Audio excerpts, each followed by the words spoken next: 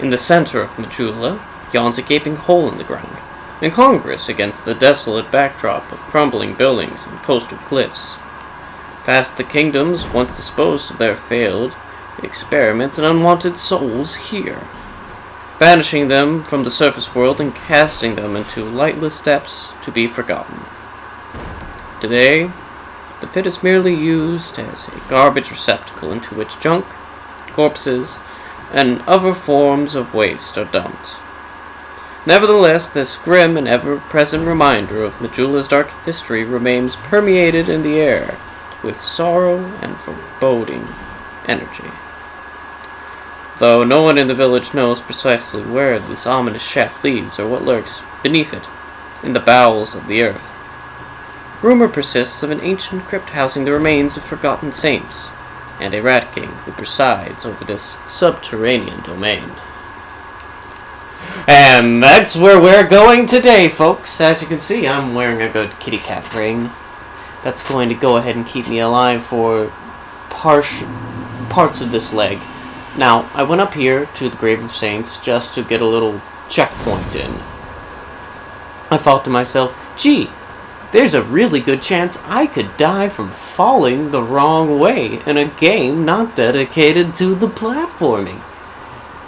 I mean, in some respects, the baseness of how Souls games platforms... Ooh, watch this! What? Up!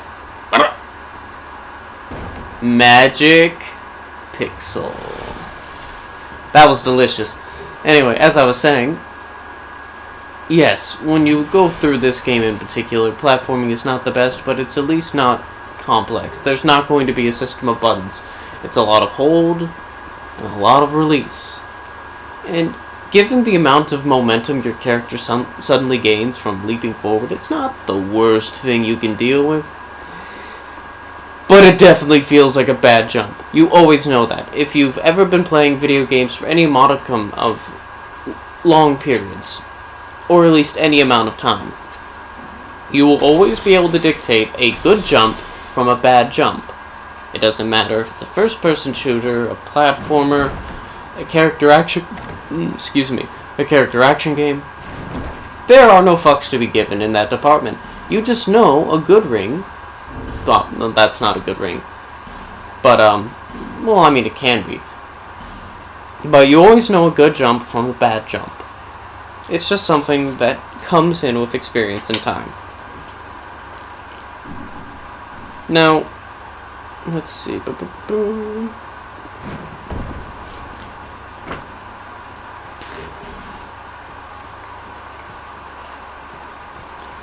I really hate those ones in particular. If you ever see the mummy types, they've got a red glow in their stomachs. That means they explode, but they don't die afterward necessarily.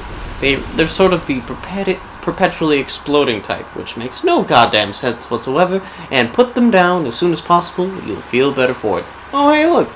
A cyan knight, even though he's not blue. That's kind of weird. They spell it with an S. Okay, then.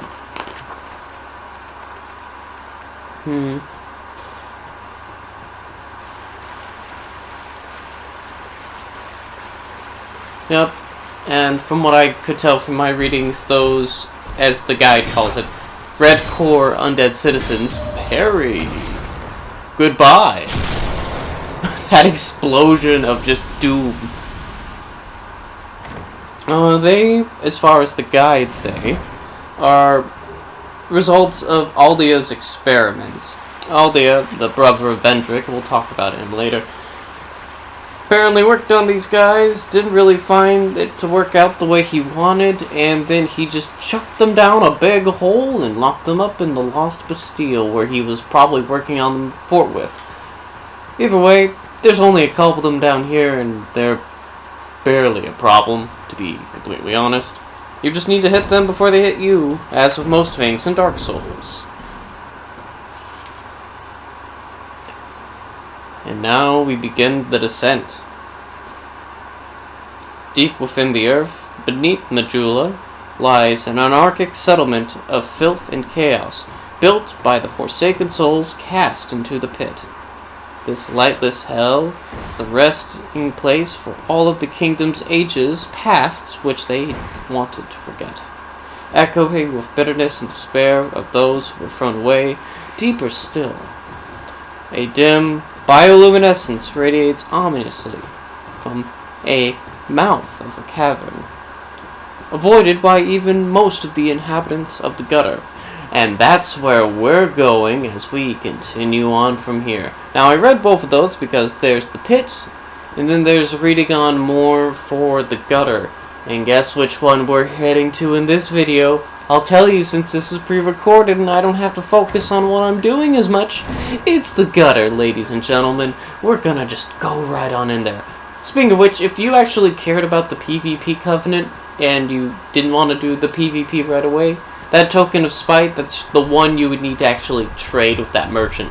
But as you can tell, I killed him. It was good. It was a good choice. My farming gear is superior now.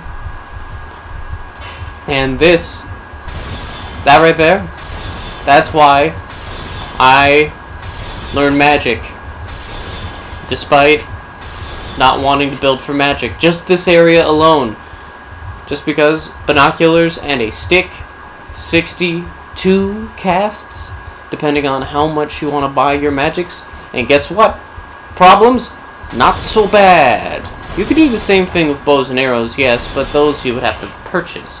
With mine, you just have to go and munch on a herb or two every now and again if you run out.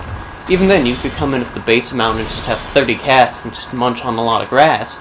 But I don't really care for that option, so, I don't. Oh, here we are. Fuck.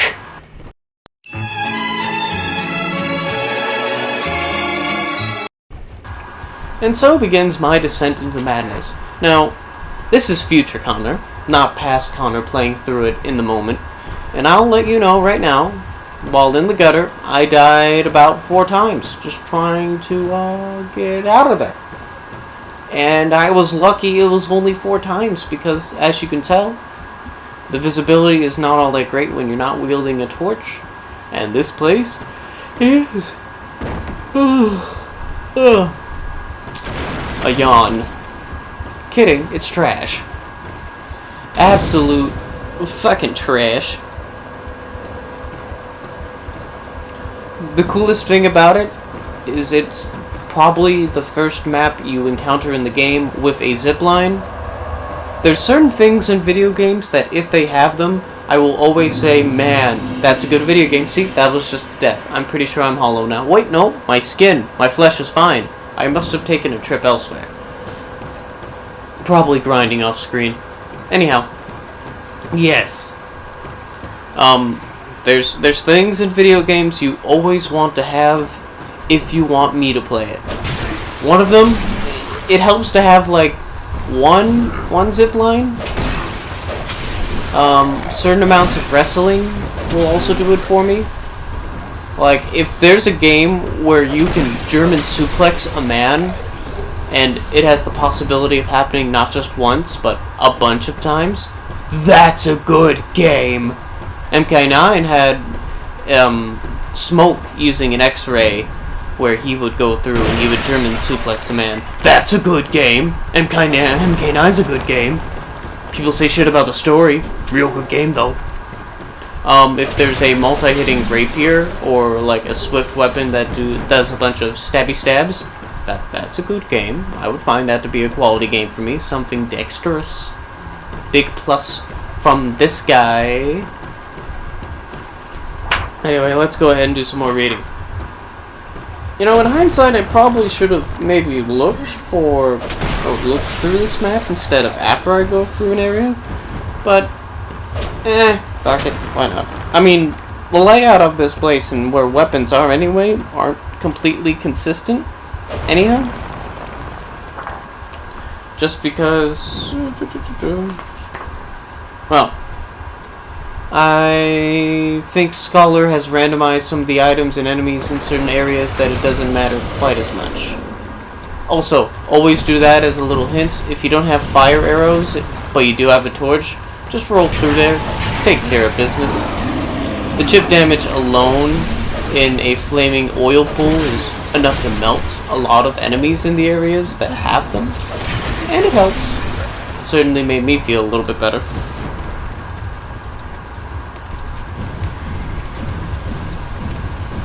Ah, Titchy Grin, that's the man I murdered, right.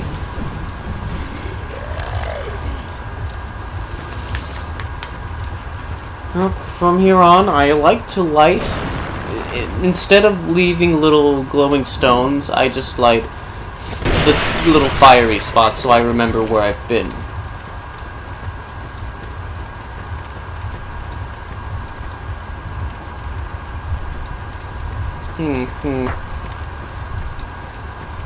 Corrosive Ant Queen. Ah, that's the name of the thing that I meant earlier.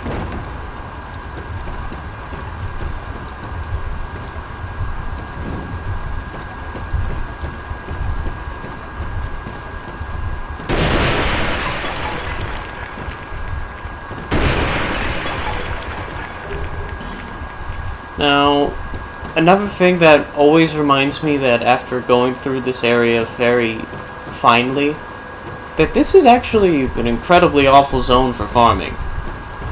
You won't encounter terribly difficult enemies, nor terribly worthy enemies. It's largely the platforming, the layout of the area itself, that's a problem. Otherwise, you're just fighting hollows, a lot of naked boy hollows, and they will do pretty good damage to you since they're usually equipped with weapons that are either on fire, or for some reason are so filled with abyss from the poo-poo that's on their hands that it makes them a really, really bad time. Now, there is another type of enemy specific to here and Aldia's Keep, and that would be the hunting dog, as the guide would call them, and the Coltars.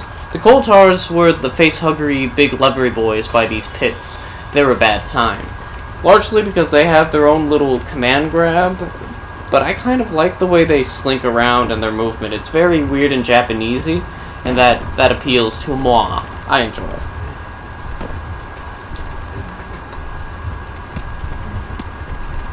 Yep. And, you know, you always immediately identify it as bad time material if there's just a bunch of jagged teeth that just stick out.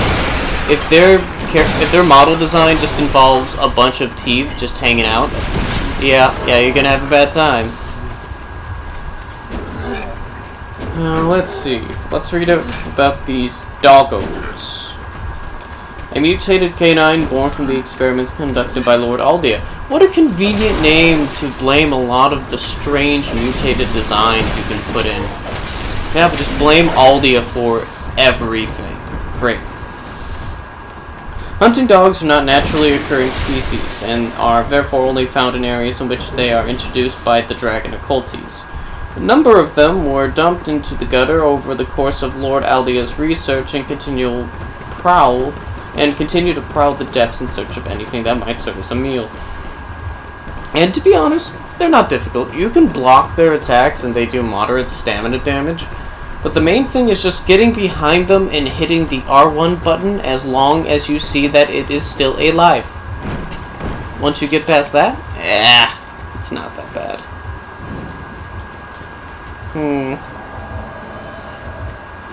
Oh hey, Melinda, the most basic white lady name next to Karen. Miss Melinda came in and she said, hey, boy, what are you doing? Get out of here. I remember being a little bit panicked because I'm like, of all the places for you to be invaded, it had to be somewhere where you preferably would want to carry something in your offhand. So it just turned into me going, no. And then backing off. And then remembering, okay, R1.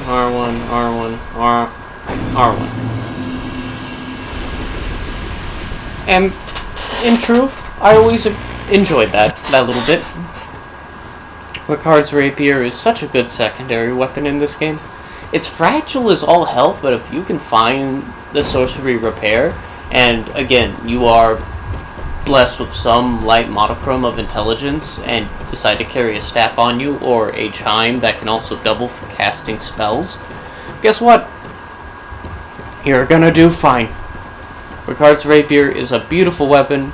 I like to enchant it with lightning because a lot of enemies, even though lightning has been nerfed since the base game, a lot of enemies don't like lightning. Pretty healthy amount of them. I'll have to double check the number scores to see if it is literally the most common type of damage that would be done in. I might actually switch it to a different damage type depending on an area.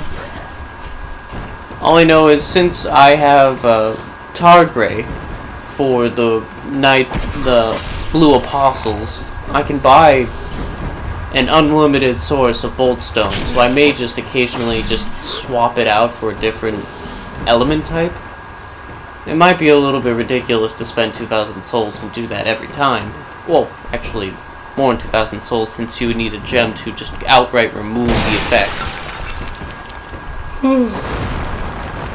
But as far as I'm concerned, if it keeps the weapon versatile and I can only get it every new game or so, and I don't feel like new gaming the Undead Copes area right away, yeah, I'd say it would be worth it. I wonder how much faster this would go through once I hit New Game Plus.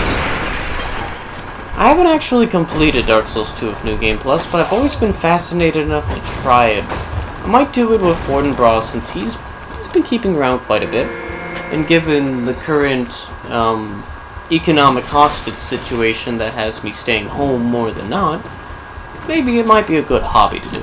I mean, that's partially why I'm still doing this right now as well.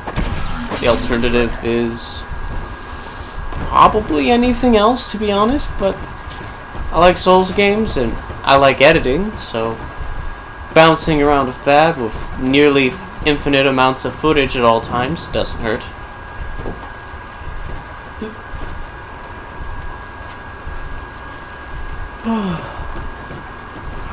Although, if this was turned into a tabletop section, where I would be role-playing in something like 5e in a nearly black shantytown, you know, just purely dangling in a nearly endless abyss, I would find this fascinatingly horrifying. Conceptually, this has a lot of interesting applications. I forget when it'll happen, but there will be a section where I drop into an area. That area appears to be just a living sitting room for some of the hollows that are down here. And I find it very fascinating that they don't aggro right away, but they react in the same amount as anyone would to a burglar busting through their roof at like 3 in the morning. I feel bad, but also I don't, because they're the ones attacking me. I'm just trying to get through. But after a while, you just start hunting down hollows. Specifically, I prefer looking for the ones with torches, because as you can see, there's that time counter on the torch. Every time you pick up a torch or you kill a hollow wielding a torch, you get 5 minutes if they drop one. And that 5 minutes adds up pretty quick. I've got about 2 hours on here, and it's predominantly spent in this area and not in many others. So I recommend doing it just so you can move for this area comfortably without worrying about your time. I would not want to speedrun the gutter. I haven't seen any videos on it. I don't want to see any videos on it. It just sounds and looks like a bad time. Trust me.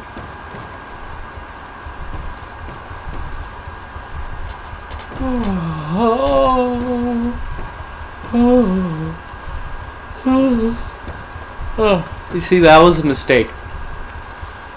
No, wait, never mind. This is the edited section. Initially, in one of my walkthroughs, I think it was the second attempt in, I looked at all of them, and I decided not to jump, and that was a mistake. Always jump. Always jump into that row, because you'll get access to a bonfire and the next area. It will save you time, it will save you frustration, and you'll be more comfortable because of it. Let's see if I actually do the jump right here. So I do all that, light the torch, back up a little bit. Oh yep, I do. And I miss. I never get those souls back, also, by the way. Well, that's okay. It's Dark Souls 2, that's bound to happen. Now, from that point on, I'm slowly working my way back, but going at it a different way each time. Something of a mistake on my part, but to be honest, it's easy to get lost in here. Very, very easy. Now, there is occasionally a good section, like being able to go in here and go, oh, pipes I know that are safe. Items. Now, these pots in particular, I try my best in this footage not to bump into them, and that's because they're full of corrosive material.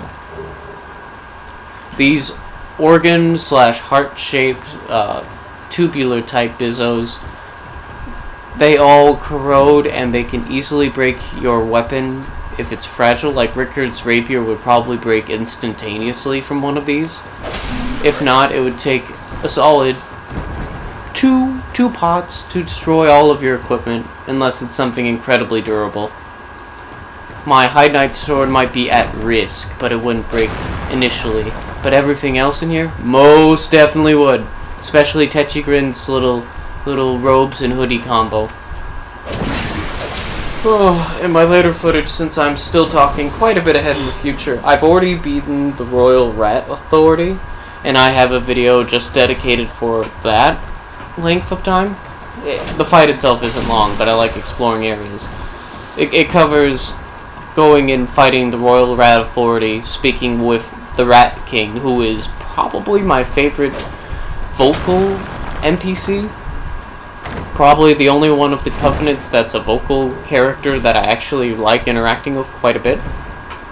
He's a lot of fun. I like him. Probably a really cool concept. I need a stimulant. Hold on. Oh. Pardon me.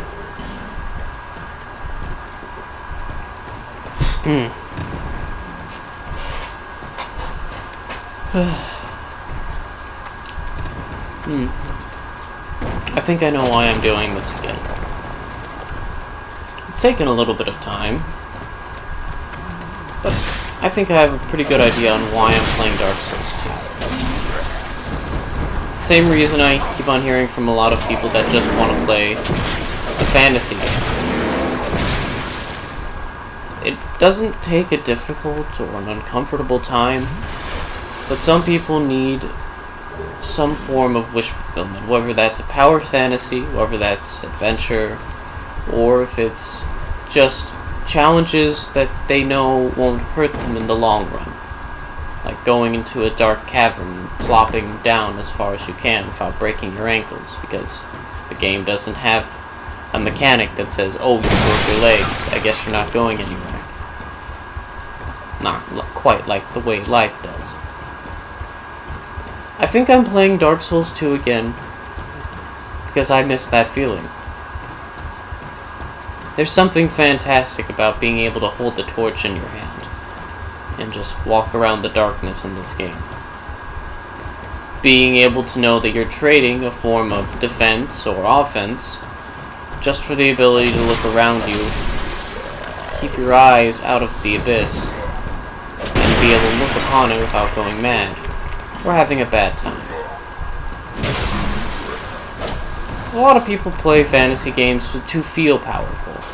That's partially the appeal of 5th edition of Dungeons & Dragons, is that the players themselves have abilities that are more streamlined than previous editions, and it is given a way to make people feel very, very powerful. Now, the only problem with such elevated amounts of power is you need challenges to meet them. And to some extent, I believe, depending on the game master, yes, that's not difficult to do. It depends on your intent of the game as much as it does the game or dungeon master's intent of the game, since it is a collaborative storytelling experience. With 2, I think it has the same issues, but I think Bloodborne and to a more heavily emphasized extent, Dark Souls 3 are more like 5th editions of D&D. if you equate all of the forms of Dark Souls to various forms of Dungeons and Dragons, you'll notice that the formula that they use, it's very, very similar. Largely because one of them is based off of the other one, and the other one came first, because if you're older than the Wizards of the Coast, kudos. But From Software games do not have that luxury, so they pull from them as much as any other type of RPG. Sometimes a little bit more basely so. But here, I actually like Dark Souls 2 as opposed to 1, because I feel like it's much more purely a 3.5 approach. It's fairly number-based, a little bit more than it has any right to be. There shouldn't be a stat in any other Souls game that fully accentuates how many invulnerability frames you have when you roll or dodge.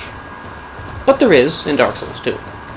You get an entire stat dedicated to your iframes that's also linked to other things like your poise and your poise and proficiency. And I find that to be difficult because until you level it up to about 26, you will probably be clipped for most of the game when you dodge, which is why it was one of the first stats I grabbed. See? Zip lines. It gets me every time. I become a little kid instantaneously if I see one. That's not a good zip line, but it's a zip line all the same. So just bear that in mind. Where was I? So yeah, there are things about this game that I don't like, but because it's very unique into the style of playing this game, I'm not as mad about it. Unlike I was when I missed that bridge. I was fucking livid. I was so angry. I feel like my pulse has increased itself already. And as you can see from this footage, this is the fourth attempt. And this is me scrumbling through my controls. But here, I did make it. Made it all the way back. And this time, I thought about it. Realized that I was a dumb stupid. And crossed on over. Now, I wasted a cast there because I ran out of stamina, but yeah, as one does. So yes, you want to get another torch. You want to be able to see. Go over here, or over there. I had my best chances doing this one, so I'd say go that route. As you can see, I fucked up. I ended up getting more torch time after killing a bunch more torchy boys. That's why you can see that time discrepancy of about 20 minutes. Right there. And I think it was here I took out that. Lit the bonfire. And to be honest, I don't remember doing this my first through third versions of Dark Souls 2. But I randomly got the idea after watching this fellow try to land down below there. Seeing him fail made me go, do I want to do that? No. And I went, ooh, wait a minute. And then I destroyed that. And that's what leads us over here to the next area. Now, this was a little superfluous. To be honest, after thinking about it, I probably didn't need that added in. But whenever there's something unique to an area that kind of speaks a little bit to the flavoring of the way it's designed, yeah, I'd go in. Now, unlike Dark Souls 1 or Dark Souls 3, you get a lot less of a feeling in Dark Souls 2 that this is a lived-in area. It happens occasionally with small portions, but you do feel very video gamey in this area. There's less immersion or breadth as far as slice of life here in Drangleic. In this particular version of a kingdom in Dark Souls, it will feel less lived in, but it will feel more interesting, if that makes sense. I'm all about a certain amount of honesty when it comes to storytelling, but perhaps in certain occasions, we want to show not just everything about an area that makes logical sense, but to show the things that make it very interesting to live near and by. Like those very angry mushroom bugs. Those ones were probably the most aggressive I've ever seen. I don't recall them being that angry. But right here is the corrosive ant queen that I had just been reading about before. Now, what's interesting about them is the corrosion that it creates from the gases it's protruding from its abdomen. They do slightly, slowly, ever so gradually heal your health while you're in them. But it also reduces your weapons and your equipment's durability, making it an odd two-sided coin. It's not worth killing. If the values of its health and its soul count are equated to it, it has about 3,070 health, and it only drops 300 souls when you kill it. And poison moss, which, while useful, you could just buy them off of Gavelon and you won't have a problem. So it's not worth killing. I just enjoy it when you go into an area in a From Software game and there's an NPC that isn't a quest giver or someone you talk to. It is some type of mob, but you don't actually have to fight them. I find that fascinating whenever that happens. It's sort of like, I'll reference this again just because this game and Bloodborne are similar in a lot of ways, even though Bloodborne also has a lot of things in common with the first Dark Souls game, just with, well, I'm not gonna fucking sugarcoat it, much better gameplay. At least in my sort of humble opinion. Now, in Bloodborne, if you go into a chalice dungeon, there's a random chance in the earlier chalices you'll run into a little Fumarian man. It's just this little thin man, and you'll know when you're around him because he makes a twinkling sound when he walks. When you see him, he'll be walking with a cane, and his mouth will be agape when he stares at you because he's like, who are you? Because probably around this time you're in your second or third run of a dungeon, and unless you made a trip back to the Hunter's Dream, it kind of looks like you're covered in blood, so you just look like a really well-dressed murder hobo, and I imagine to anyone who hasn't seen that, that looks kind of terrifying, especially if you've just been quietly living in a subterranean area for an indefinite and uncountable amount of time. That would make anyone else very uncomfortable at the mere thought of it. So, yeah, probably freaked him out just a little bit. I just love the casual amount of abandon where I'm like, I'm gonna be able to see as much as possible if you don't mind. I like to find out what's going on, as I just give no fucks about these hollows. But what I like about Little Stickman, if I'll go back on that topic, is that, well, he doesn't actually attack unless you attack him first. And assuming you don't kill him outright, he does have one offensive ability, and it's just the equivalent of Emit Force from Dark Souls, where he creates an AoE and he pushes you back. But that's all he does. He just walks around, he looks at items, and he just kind of makes faces. He's not aggressive. There's nothing vindictive in his body. He's just a guy trying to hang out. And I do like that from time to time. It's nice knowing in a video game that occasionally when you go into a level, there's people sort of like you, who in reality, your character is on some type of globe-trotting quest. In this case of Dark Souls 2, you're trying to figure out a way to stop hollowing from happening, but you're doing it for very selfish reasons. You want to not go hollow. So your character is going through all these extremes just to find a way to cure the undead plague. The undead plague, this curse that's been set upon humankind. But you're not doing it for particularly wholesome or divine reasons, you're doing it for selfish ones. And that's interesting compared to the Messiah-like figure that you play in Dark Souls 1, where you're the chosen undead, someone that has been destined to do the same thing. In this, it's sort of just handed to you, and it seems like you're going through an arbitrary selection of challenges just to, well, decide if that's really what you want to do. And that was the gutter. Thanks for listening, guys.